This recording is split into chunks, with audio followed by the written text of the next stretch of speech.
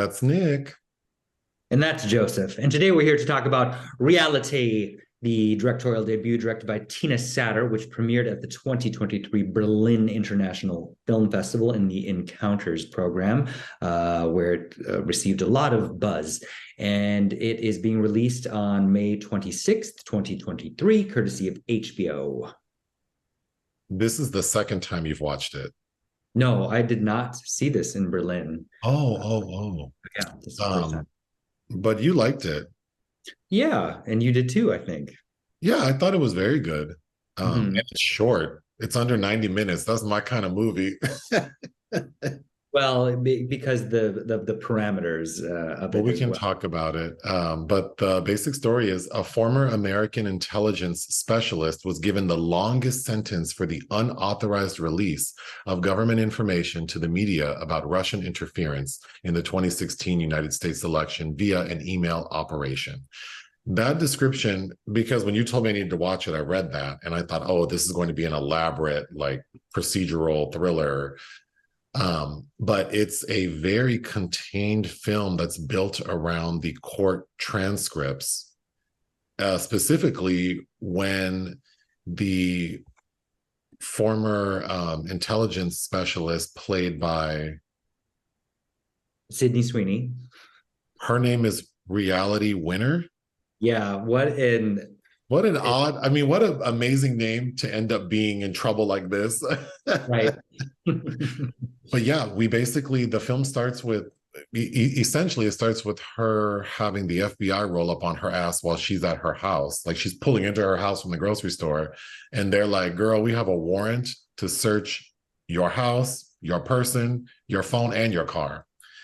And for the first like 45 minutes to an hour, um, because the transcripts have portions that are redacted, but the way it's handled, as these agents are talking to her and as the audience we're trying to figure out what's happening, they're not really letting us know. So if you don't know anything about her, which I didn't, I was very confused. Like I assumed it had something to do with intelligence. And the very opening scene is her in the office watching Fox News. So I assumed she was some sort of whistleblower. Yep, as Director Comey was being fired from the FBI, and then 25 days later, in June of 2017, these events take place. Yeah, but it's basically her at the house with the two agents, the one of whom I recognize. Doesn't he play Eddie's son on AbFab, the gay son who moves to New York?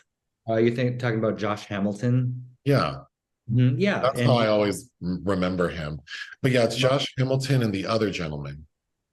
Josh Hamilton. My go-to for him is he plays Parker Posey's twin brother in The House of Yes. That's right. I actually do know that. And And then you're familiar with Marchánt Davis as well, the other agent.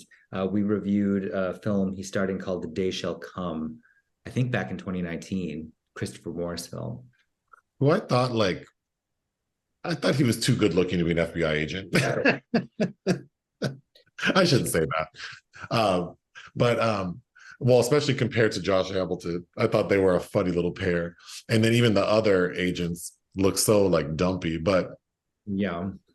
yeah, they show up and we learn why she's in trouble. And ultimately, initially she's playing dumb, but then she finally does break down and say like, yeah, I couldn't take it anymore.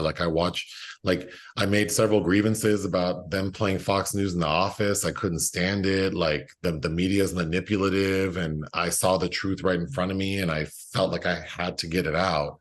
So she printed out some confidential information related to Russia's interference in the election. And then she mailed it like snail mail to an outlet she knew would disseminate the information. But of course, her ass got hemmed up, and that's why the FBI were at her house. And then we find out that she was taken into custody, like you said, in June 2017. She was charged under the Espionage Act. And then it says that she received the longest sentence for unauthorized release. And then we see that she only got 5 years, and then she only spent 4 years in prison. I would have assumed, like the way they make it seem, that she would have received like life in prison. 4 years doesn't seem like that long. Well, Uh, this isn't Russia after all, but I think talking about like mitigating facts about what actually happened, because there, what was really problematic, I think, about the report that she sent to the media was the sources and methods that they talk about that are used that are really the detailed information that could be harmful to the intelligence community, and those weren't the kind of things that the media also released in the story, if unless I'm speaking out of turn. So yeah, I think that the act of it was illegal, but I'm sure that it could have been much worse had some other things in that report also been leaked that weren't. hmm. Well, just going through my notes. So I think my favorite part of the way the film is constructed is because we get because we're told in the beginning that what we're witnessing is an interpretation or dramatization of the dialogue from the when the FBI served her with this warrant. They had on like body recordings, so we have recording of all of the interactions, so the actors are just basically acting out the actual dialogue. And I thought it's so creepy. It's such an uneasy, because I've had a couple of instances where like I had to deal with law enforcement and it's like, oh my gosh, what's going to happen? And I've watched enough true crime TV and listened to enough Dateline that they all kind of do this thing where they try to act like they're your friend and Yeah. it's all good and you just got to be honest. And it's like, we've all had parents and we all know that's some bullshit. Like when they tell you just be honest, you still gonna get your ass whooped. And so it's funny how like the first half of the film, the two main agents are trying to like be cool with her and she's acting like everything's okay. And then you hit that breaking point where it's like, oh, she's in trouble. She is really in Well, trouble. it I thought because that they're was handled very well. well, because both parties are playing a game. Yeah. She's feeling them out to see how much they might or might not know. She's trying to navigate how she could possibly pivot out of this as well. Because I've had uh, interactions with law enforcement as well, and that's what you do. That's a survival mechanism. And I think the creepy moments are for me when they're asking her what kind of weapon she has in the house, and she has three different. She She has has like an guns, assault rifle and a Glock and something else. Like, oh my God. but they ask like, "Oh, is it pink?" And they already know everything. And she says, how do you know that? It's like, girl, they know. If the FBI is at your house, like Well, the but jig is she's not dumb either. So I feel like you said, she's kind of playing them out and she's not, because she even says, like, oh, well, I applied for like a new security clearance. So I thought maybe you all were here for that, like to do like your investigation. It's like, girl, you know you're in trouble. well, I just that I think what's frustrating is her methods of how she did go about doing this. There was a way I think that she could have conveyed this information to the press with less of a paper trail back to her, because she should have known, those kind of systems. They know who's what reads and downloads these reports that she accessed, and she she should have done something verbally. I think Well, I instead think of the film is lacking in some ways because we don't really. She says in the film that she was just frustrated, but then I was reading about her outside of the film, and we do get a quote from her at the end, but it just seems like her intentions when she did it versus now that she's had time to think about it, maybe like it's evolving when it's just like, sounds like you were just mad and frustrated and you thought that you could get this information out there without any repercussions. Clearly you were wrong. Of course, some people I'm sure think she's a hero and other people think she's traitorous, but I did think it was lacking sort of in like getting, there is no aftercare regarding the story. It's just like she's about to get taken away, and then we really don't get a full sense of what her thought process was. There are also moments when it's like she's in a dream state, and I thought those were effective if what it's trying to convey is that moment when you know you've been caught and you can't that you kind of just go blank or like become delirious. I think that it, if like, I understood that feeling, but I think the way it was shot kind of felt a little like silly. But I was gonna just go through my notes. So when the cops first, or when the FBI first get there, she's very concerned about her animals, and they're very concerned about her animals. And then they're being very like, don't move, stay here. They seem very easily like agitated with her making any sudden moves. And then all of a sudden she gets up and runs towards the door. Mhm. And it's because she doesn't want her cat to get out. And I just thought, it's a certain type of person who would think that's okay, because I would not have just got up and run. But she did it because like, oh, my cat, I don't want my cat to get out. But the agents, knowing that the dialogue we're hearing is the actual dialogue, they made me so uncomfortable. They're so repetitive. And I know that that's like, I guess like law enforcement detective 101, like just wear people out and get them confused, and then they trip over their own whatever. But witnessing it is always so uncomfortable, because it just feels like anytime you're dealing with law enforcement, it's like you don't like it's not a safe feeling. It's like, oh, they're trying to get me. Like, they're not trying to help me, they're trying to get me. Mhm. And I thought this, the way it's done was very effective. Well, yeah, and all the little joking and that fake laughter, it's all, oh, it just like it gets you, if you've ever been in a situation, Yeah. similar to that, Yeah. it that settles in the pit of your stomach, and it's, triggering. But And both of them did a really good job, both agents, because like Josh Hamilton's character is trying to be very like they were driving me crazy. Like, you keep asking about like, where can we sit and where can we talk, and do you have chairs? It's like, just tell me why you're here. yes, and again, I think that's part of the behavior. Like, I felt like you could tell that she's trying to act the right way, because Yeah.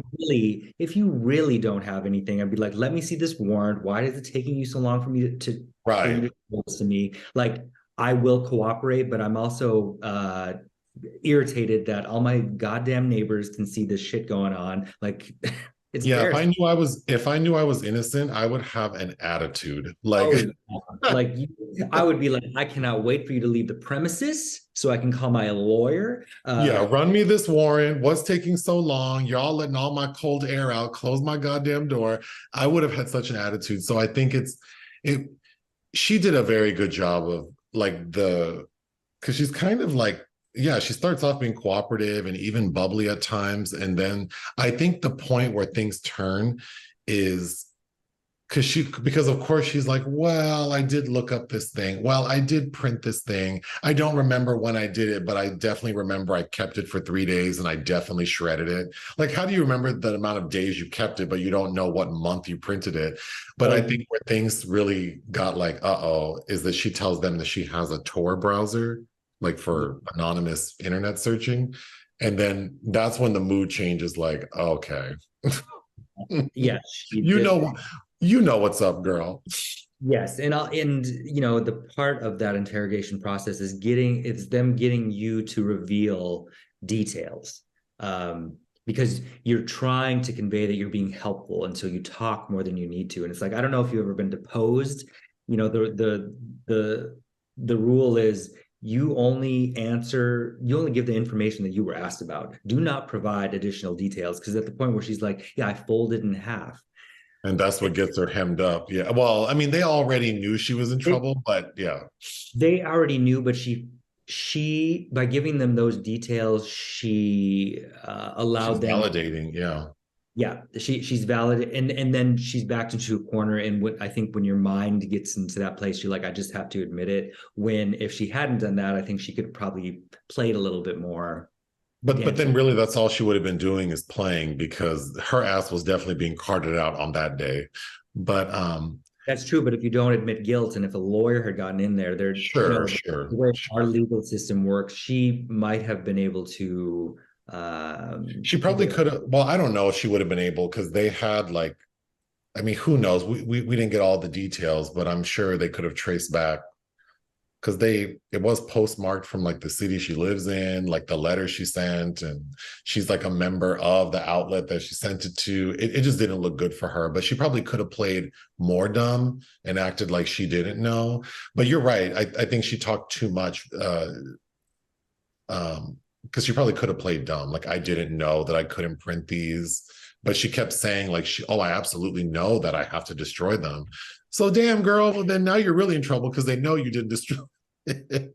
And again, it's the way that she did everything feels like, yeah, this was done out of anger and frustration when she should have come up with a plan, a I'm cool, not saying, I'm not saying she should have done it. I think that I like to follow rules for the most part. And I feel like you know what the rules are. And if you choose to break them, there are consequences. It doesn't matter what you think is the right thing to do sometimes.